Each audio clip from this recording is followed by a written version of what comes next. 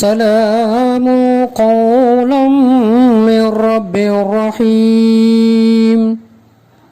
நிகரில்லா அன்புடையோன் இறைவனிடமிருந்து சாந்தி நிலவட்டும் என்று முகமன் கூறப்படும். அல்ஹம்துலில்லாஹ் அஹ்மதுஹு வ நுஸல்லி அலா ரசூலிஹில் கரீம் அம்மா பஅத்.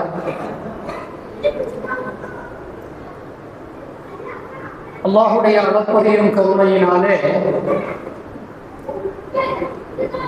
இன்று 13வது தராவிஹ் நிறைவேற்றுவதற்கான பாக்கியத்தை வல்ல ரஹ்மான் நம்மவர்களுக்கு வழங்கியிருக்கிறான். வல்ல ரஹ்மானுக்கு நாம் நன்றி பாராட்ட வேண்டும்.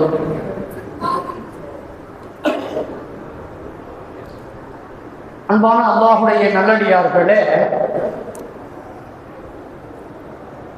இன்றைய தராவியிலே சூரத்துல் கஹ்ஃபுடைய இந்திய பகுதியும் அதற்கடுத்து சூரா மரியம் முழுமையாகவும் சூரத்து தாஹாவுடைய ஆரம்ப பகுதியும் இன்றைக்கு தராவிகளே ஓதப்பட்டது.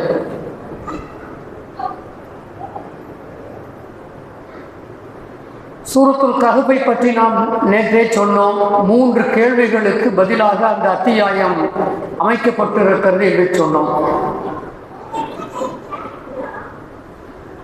அடுத்து சூரா மரியம்.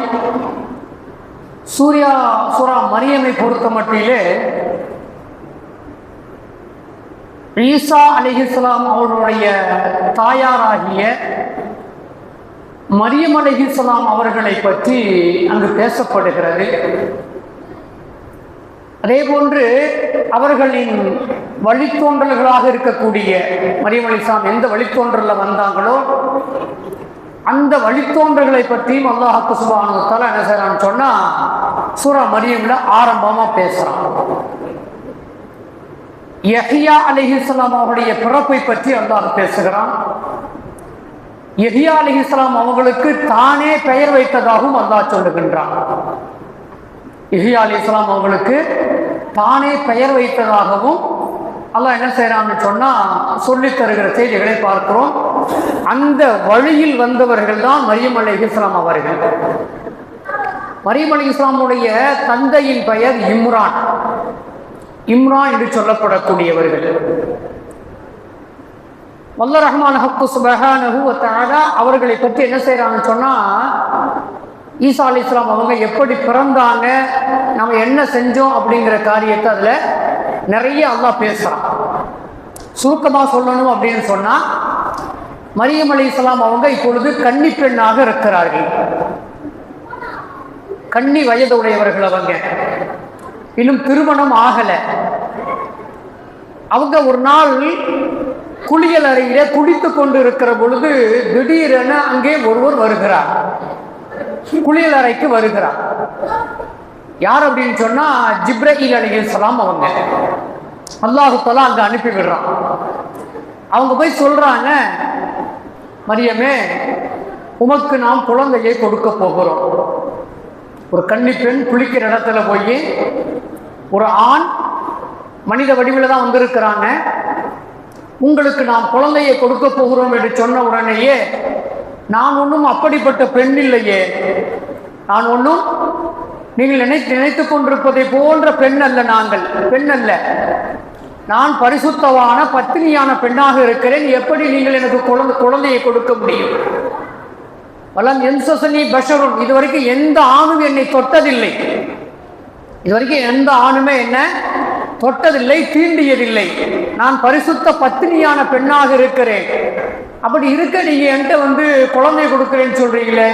அப்பதான் சொல்றாங்க, நான் ஜிப்ரீல் அலைஹிஸ்ஸலாம், அல்லாஹ் தான் என்னை அனுப்பி வச்சான், அல்லாஹ் தான் உங்களுக்கு குழந்தையை கொடுக்க சொன்னான். எப்படி கொடுப்பீங்க? அல்லாஹ் ரூஹ ஊத சொன்னான், உங்க வயிற்ற ஊத சொன்னா ஊதுனா குழந்தை வந்துடும். அது எப்படி முடியும்? ஒரு ஆண் என்னை தொடாமல் ஒரு ஆண் பெண் 2 பேரும் இணையாமல் எப்படி குழந்தை உருவாகும்? இதெல்லாம் ஏற்றுக்கிற மாதிரி இல்லையே.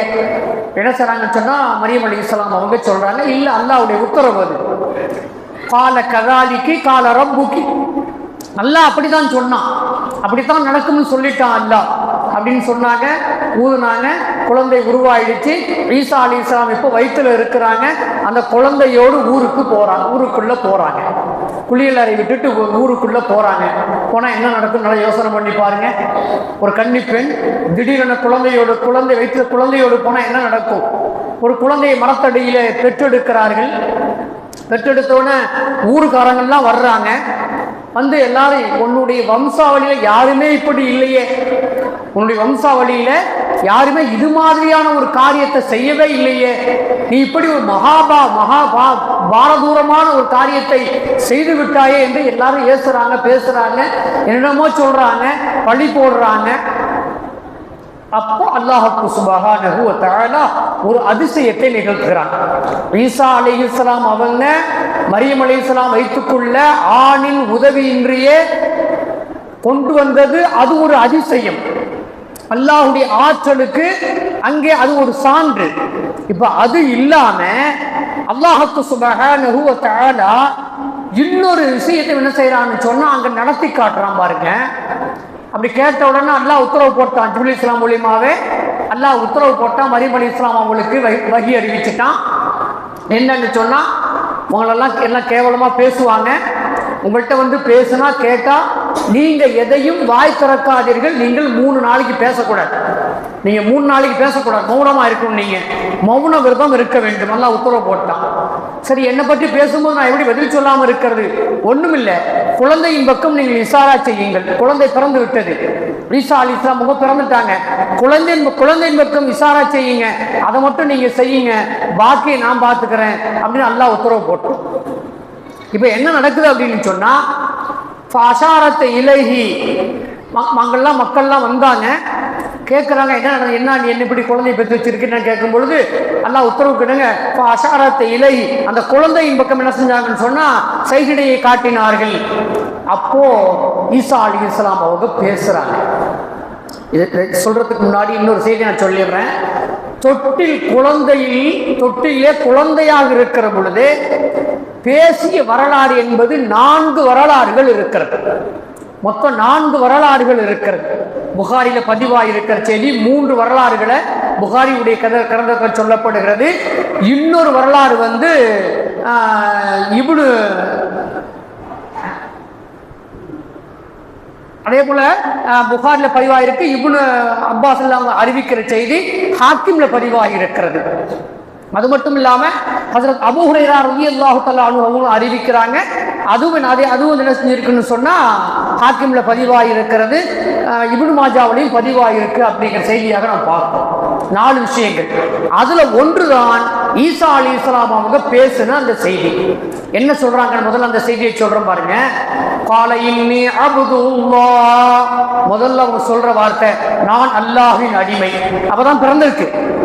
அப்பதான் குழந்தை பிறந்து சில மணி நேரங்கள், பிறந்த குழந்தை எங்கேயாவது பேசுங்களா? பேசுனதா செய்தி இருக்கிறதா? இல்லை. ஆனா அல்லாஹ் சொல்றான், ஈசா அலைஹிஸ்ஸலாம் நான் பேச வச்சேன்னு சொல்லி சொல்றான். கால இன்னி அப்துல்லாஹ், நான் அல்லாஹ்வுடைய அடியாராக இருக்கிறேன். ஆத்தானியல் கிதாப, அல்லாஹ் எனக்கு வேதத்தை கொடுத்திருக்கிறான். கொடுத்துட்டான்னு சொல்றாங்க, பின்னாடி கொடுப்பான்னு சொல்லல. இன்ஜில் வேதம் என்பது பின்னால் கொடுக்கப்படுகிறது அல்லவா, அதை கொடுத்து விட்டதாகவே ஈசா அலைஹிஸ்ஸலாம் வஆதானில் கிதாப வஜஅலனி நபியா, அல்லாஹ் என்ன நபியாகவே ஆக்கிட்டான். எப்ப சொல்றாங்க? தொட்டில் குழந்தையாக இருக்கிற பொழுதே சொல்றாங்க. ஈசா அலைஹிஸ்ஸலாம் பெரும்பாலும் நபிமார்களுக்கு எப்போ நுபுவத்து கொடுக்கப்படுது அப்படின்னு நம்ம வரலாறுகள்ல எல்லா வரலாறையும் எடுத்து பார்த்தோம்னு சொன்னா 40 வயது நிரம்புகிற பொழுதுதான் நபிமார்களுக்கெல்லாம் நுபுவத் என்கிற அந்த நபி பட்டம் கொடுக்கப்படுகிறது. ஆனா ஈசா அலைஹிஸ்ஸலாம் அவங்களுக்கு அல்லாஹ் குர்ஆன்ல சொல்லிட்டான், பிறந்த உடனேயே நபி பட்டம் கொடுக்கப்பட்டு விட்டது. வஆதானில் கிதாப வஜஅலனி நபியா வஜஅலனி முபாரக்கன் ஐனமா குன்து, நான் எங்கிருந்தாலும் அருளுக்கு சொந்தக்காரனாக நான் இருப்பேன். நான் எங்க இருந்தாலும் அருளுக்கு சொந்தக்காரனாக நான் இருப்பேன் என்று சொல்லி அப்படி என்ன செய்றாங்கன்னு சொன்னா இன்னும் இது மாதிரியான விஷயங்களை பேசுறாங்க. எல்லோரும் ஆச்சரியத்தோடு பார்க்கிறார்கள். அந்த பழி தீர்க்கப்பட்டது என்பது நம்ம பார்க்கிறோம். நம்ம மேல சொன்னோம் 4 சந்தர்ப்பங்கள்ல குழந்தைகள் பேசியது அப்படின்னு சொல்லி நம்ம 4 குழந்தைகள் பேசியது ஒரு செய்தியை சொன்னோம் இல்ல. இந்த 4 குழந்தைகளுமே ஒருவரின் மீது இந்த விபச்சார குற்றம் சாட்டப்படுகிற பொழுது, பத்தினித்தனத்துக்கு ஊறு விளைவிக்கிற பொழுதுதான் அந்த குழந்தைகள் பேசியதாகவே நம்ம வரலாறுகளை பூரா பார்க்கிறோம். நல்லா பேச வச்சது கூட இருக்குங்க. ஒரு பெண்ணையோ ஒரு ஆணையோ அவர்களுடைய பத்தினித்தனத்தை அங்கே அவர்கள் கேள்விக்குறியாக ஆக்குகிற பொழுது அதற்கு விடையாக பிறந்த குழந்தைகளை, பேசாத குழந்தைகளை அல்லாஹ் பேச வச்சு பரிசுத்தப்படுத்தினான் என்பது நாம் பார்க்க முடிகிறது. அதுல 2வது குழந்தை ஈசா அலைஹிஸ்ஸலாமுடைய வரலாறு இன்னும் நீண்ட வரலாறு. நான் அந்த புகாரியினுடைய அந்த செய்தியை மட்டும் சொல்லிட்டு முடிச்சுக்கிறேன். 2வது குழந்தை யாருன்னு சொன்னா பனு இஸ்ரவேல் ஜுரைஜ் என்று சொல்லப்படக்கூடிய ஒருத்தர். அவர் இபாதத்திலே நிறைய ஈடுபடக்கூடிய ஒரு மனிதர், நல்ல வாலிபர், நல்ல திடகாத்திரமான வாலிபர், நல்ல அழகான இளைஞர். அவர் பார்ப்பதற்கு பெண்களை கவரக்கூடிய அளவிற்கான கவர்ச்சியை அல்லாஹ் சுப்ஹானஹு வ தஆலா அந்த ஜுரைஜ் என்ற அந்த மனிதருக்கு அல்லாஹ் கொடுத்திருந்தான். ஆனா அவர் அல்லாஹ்வுடைய இபாதத்திலேயே தன்னை வச்சிருக்கணும்னு நினைக்கிறார். அந்த நேரத்திலே ஒரு பெண் வருகிறாள். அந்த பெண் என்ன செய்யறான்னு சொன்னா, நான் உங்களை விரும்புறேன், என்ன நீங்க திருமணம் முடித்துக் கொள்ளுங்கள் என்று கேட்க முடியாது. எனக்கெல்லாம் நான் திருமணத்திலே எனக்கு நாட்டமே இல்லை. திருமணத்தில் இளைஞர், அவர் வாலிபர், அவர் சொல்றாரு எனக்கு திருமணத்தில் நாட்டமே இல்லை, எனக்கு நான் யாரையும் திருமணம் செஞ்சுக்கிற மாதிரிலாம் இல்லை, என்னை தொல்லை பண்ண வேண்டாமா, விட்டுருமாட்டீங்க சொல்லி அனுப்புகிறார். அந்த பெண் தொடர்ந்து என்ன செய்யறாருன்னு சொன்னா திரும்ப தன்னுடைய ஆவலை வெளிப்படுத்துகிறார். நீங்க என்ன திருமணம் முடிக்கலனா கூட பரவாயில்லை, குறைந்தபட்சம் என்னோடு நீங்கள் உறவிலே ஈடுபடுங்கள்னு கேட்கிறார். குறைந்தபட்சம் நீங்க என்னோடு உறவிலாவது ஈடுபடுங்கள் என்று கேட்க முடியாது என்று மறுத்து விடுகிறார்கள். வெளியே போனாரு. வெளியே போன பெண் போயிட்டு என்ன பண்றாப்லன்னு சொன்னா, என்னை ஜுரைஜ் கெடுத்து விட்டார், அவர் மூலமாக நான் ஒரு குழந்தையை இப்பொழுது சுமக்கிறேன் என்று சொல்லி அந்த பெண் சொல்லுகிறார்.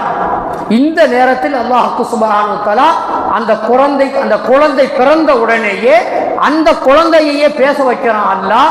அந்த ஜுரைஜ் என்பவருக்காக வேண்டிய அந்த குழந்தையை அல்லாஹ் சுப்ஹானஹு வ தஆலா பேச வைக்கிறான். இதற்கு காரணமானவர், என்னுடைய பிறப்பிற்கு காரணமானவர் இன்ன ஊரில் இருக்கக்கூடிய இன்னாருடைய மகன், இன்னார் தான் அதற்கு காரணம், ஜுரைஜ் என்பவர் காரணம் அல்ல என்று அந்த குழந்தை பேசியது என்று சொல்லி புகாரிலே பதிவாகி இருக்கிற செய்தி. அதே போல 3வதாக இன்னொன்று பனு இஸ்ரவேலுடைய அந்த குலத்திலே, அந்த கோத்திரத்திலே நடந்த ஒரு நிகழ்வு. என்னன்னு சொன்னா, ஒரு இளம் பெண் என்ன செய்யறாருன்னு சொன்னா, அந்த வழியாக அப்படியே நடந்து போய் கொண்டிருக்கிற பொழுது அங்க இருக்கிற மக்கள் எல்லாம் இந்த பெண்ணை பார்த்து என்ன செய்யறாங்கன்னு சொன்னா, வேசி என்கிற வார்த்தையெல்லாம் பயன்படுத்தி முறைகேடான உறவு வைத்து இருக்கக்கூடியவள் அப்படிங்கிற மாதிரிலாம் என்ன செய்யறாங்கன்னு சொன்னா, அந்த பெண்ணை பற்றி, அந்த இளம் பெண்ணை பற்றி ஊர் மக்கள் எல்லாம் அவதூறு பேசுகிறார்கள். அப்படி அவதூறு பேசுகிற பொழுது ஒரு நாள் ஒரு பாதையில நடந்து போகிற பொழுது அடிக்கடி பேசிட்டு இருக்கிறாங்க. இப்ப மக்கள் கூட்டம் நிறைந்து இருக்கக்கூடிய ஒரு இடத்தை கடக்க போகிற நேரத்திலே ஒரு குழந்தை ஒன்று ஒரு தாயின் மடியிலேயே அங்க வச்சுக்கிட்டு ஒரு அம்மா என்ன செய்றாங்கன்னா குழந்தைக்கு பால் கொடுத்து கொண்டிருக்கிறார்கள். அந்த குழந்தை திடீரென பேச ஆரம்பிக்கிறது. என்ன பேசுதுன்னு சொன்னா, இதோ போய் கொண்டிருக்கிறார்களே அவர்கள் என்று சொல்லுவதற்கு முன்னால் உடனே அந்த அம்மா சொல்றாங்க, இன்னும் பேசல, அந்த குழந்தை இன்னும் பேசல. அந்த தாய் சொல்றாங்க, அந்த தாயும் என்ன செய்றாங்கன்னு சொன்னா, இவ்வளவு போல என் பிள்ளை ஆக்கிடாதே அப்படின்னு சொல்லி ரப்பு கிட்ட துவா செய்றாங்க. இங்க போய்கிட்டு இருக்காளே இந்த இளம்பெண்ணை போன்று என்னுடைய பிள்ளையை ஆக்கிவிடாதே ரப்பே என்று ரப்பிடத்திலே துஆ செய்யும் பொழுது அப்பொழுதுதான் அந்த குழந்தை பேசுகிறது, ரப்பே நீ அந்த பெண்ணை போன்று என்னை ஆக்குவாயாக, அந்த பெண்ணை போன்றே என்னை ஆக்குவாயாக தாய்க்கு ஆச்சரியமா இருக்கு. குழந்தை அது வரைக்கும் பேசல. என்னம்மா திடீர்னு பேசுது குழந்தை? நான் வேணான்னு சொல்லி சொல்றேன், அது மாதிரி ஆயிடக்கூடாதுன்னு துவா செய்யறேன், ஆனா அது மாதிரி ஆக்குன்னு சொல்லி குழந்தை சொல்லுகிறேன். குழந்தைகிட்ட திரும்ப கேட்கிறாங்க.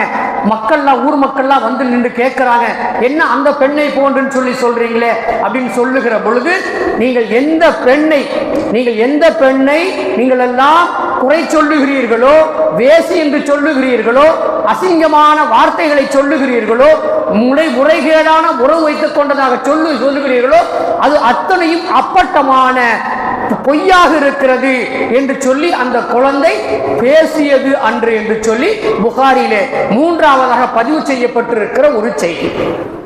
அடுத்து 4ஆவதாக இப்னு மாஜாவிலேயும் ஹாக்கிம்லேயும் பதிவாகிருக்கிற ஒரு செய்தி என்னன்னு சொன்னா, யூசுப் அலைஹிஸ்ஸலாம் அவங்க இருக்காங்க பார்த்தீங்களா, அவங்க வரலாற்று நடந்த ஒரு நிகழ்வு. நமக்கெல்லாம் தெரியும், சுலேஹா அம்மையார் யூசுப் அலைஹிஸ்ஸலாமுடைய அழகிலே மயங்கி அவர்கள் தன்னோடு இணைத்துக் கொள்ள வேண்டும் என்று சொல்லி ஆசைப்பட்டார்கள். தனி அறைக்கெல்லாம் அழைத்து சென்றார்கள். தப்பித்து ஓடுவதற்கான முயற்சிகளை யூசுப் அலைஹிஸ்ஸலாம் அவர்கள் செய்தார்கள் என்கிற வரலாறெல்லாம் அநேகமாக நாம் எல்லோருமே கேட்டிருப்போம். இப்பொழுது ஒரு குழந்தை அங்கே தீர்ப்பு சொல்லுகிறது. குழந்தை என்று தீர்ப்பு சொல்லுது. என்னன்னு சொன்னா, சுலேஹா அலைஹிஸ்ஸலாம் அவங்க எல்லாரும் பார்த்துட்டாங்க. இப்படி நடந்த நிகழ்வு எல்லாம் அரசவையில் இருந்தவங்களாம் பார்த்த உடனே தான் தப்பித்துக் கொள்வதற்காக வேண்டி சுலேஹா அலைஹிஸ்ஸலாம் என்ன பண்றாங்கன்னு சொன்னா, யூசுப் அலைஹிஸ்ஸலாம் அவர்கள் மீது பழியை போடுகிறார்கள். அவர்தான் முயற்சி செய்தார், அவர்தான் எனக்கு இப்படி தொல்லைகளை கொடுத்தார் சொல்லி. அப்ப அந்த குழந்தை பேசுகிறது. அல்லாஹ் அந்த குர்ஆன் சொல்லி காட்டுவான், குத்தமின் துபுரியம் சொல்லி காட்டுவான். சட்டை முன்னால் கிழிந்திருந்தால், யூசுப் அலைஹிஸ்ஸலாமுடைய சட்டை முன்பக்கமாக கிழிந்திருக்கும் என்று சொன்னால் யூசுப் தவறு செய்து விட்டார். அதுவே இல்லாமல் குத்தமின் துபுரின், அதுவே சட்டை வந்து பின்பக்கம் கிழிந்திருக்கும் என்று சொன்னால், பின்னால கிழிந்திருக்கும் சொன்னா சுலேஹா அலைஹிஸ்ஸலாம் அவர்கள் தான் தவறு செய்திருக்கிறார்கள், சட்டை எங்கே கிழிந்திருக்கிறது பாருங்கள் சொல்லிட்டு ஒரு குழந்தை அங்கே பேசியது என்று சொல்லி அன்பிற்கினியவர்களே ஹாக்கிம்ல பதிவாகியிருக்கிற செய்திகளாக பார்க்கிறோம். ஆக யூசுப் அலைஹிஸ்ஸலாம் அவர்கள் அன்று பத்தினிக்குரியவர்கள், பத்தினித்தனத்திற்கு உரியவர்கள் என்று சொல்லி ஒரு குழந்தையால் அங்கே நிரூபிக்கப்பட்டார்கள் என்று சொல்லி சொல்லப்படுகிற செய்திகளை நாம் குர்ஆனிலே பார்க்கிறோம். அந்த அடிப்படையில் இன்று ஓதப்பட்ட வசனங்களிலே இந்த நிகழ்வுகள் எல்லாம் பதிவு செய்யப்பட்டிருக்கிறது என்பதை நாம் பார்க்கிறோம். நம்மெல்லாம் கபஸ்தானுக்கு போறோம் இல்லைங்க, கபஸ்தானுக்கு போடுறோம்னு சொன்னா அடக்கம் பண்ணும் பொழுது பிடிமண்ணை எடுத்து போடுறாங்களா? எல்லாரும் பிடிமண்ணை எடுத்து கபருக்குள்ள போடுறோங்களா இல்லைங்களா? போடும் பொழுது என்ன சொல்றோம் யாருக்காவது தெரியுங்களா? யாருக்குமே தெரியாது. அது ஒரு சுன்னத்தான வழிமுறை. அல்லாஹ் குர்ஆன்ல ஒரு வசனத்தை சூரத் தாஹால வச்சிருக்கான். மின்ஹா خلقناكم وفيها نعيدكم ومنها نخرجكم تارة أخرى. இந்த மண்ணில் இருந்துதான் நாம் உம்மை படைத்தோம்.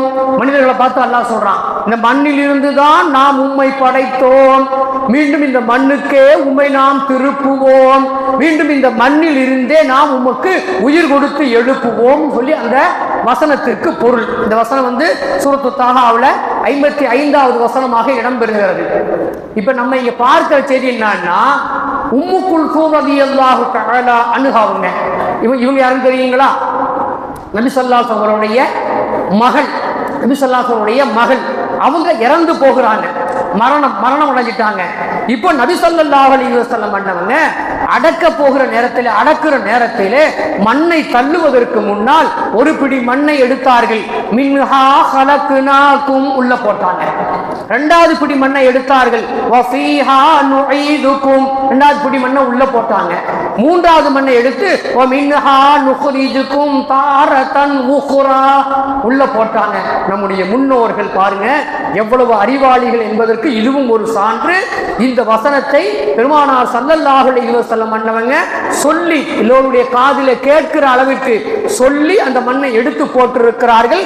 அது எங்க பதிவாயிருக்கு பாருங்க. இந்த ஹதீஸ் அறிவிக்கிறவங்க அபூ உமாமா ரலியல்லாஹு தஆலா அன்ஹு அவங்க அறிவிக்கிறாங்க. பைஹகி, ஹாக்கிம், முஸ்னத் அஹ்மதுல பதிவாயிருக்கு. ஹஸரத் அபூ ஹுரைரா ரலியல்லாஹு தஆலா அவங்களும் அறிவிக்கிறாங்க. இப்னு மாஜாவுல அந்த செய்தி பதிவாயிருக்கு அப்படிங்கிறத பார்ப்போம். அந்த அடிப்படையில் சுன்னத்தாக இந்த காரியத்தை ஆக்கி வைத்திருக்கிறார்கள் என்பது நாம் இங்கே பார்க்கிற செய்தி. வல்ல ரஹ்மான் ஹக்கு சுப்ஹானஹு வ தஆலா எதை சொன்னோமோ எதை கேட்டோமோ அதை நம்முடைய வாழ்க்கையிலே கடைபிடிக்கக்கூடிய பாக்கியவான்களாக அல்லாஹ் நம்மை ஆக்கி அருள் புரிய வேண்டும்.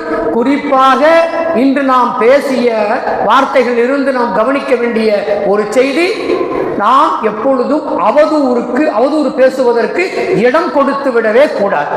யாரை பற்றியும் எப்பொழுதும் அவதூறுக்கு இடம் கொடுத்து விடவே கூடாது.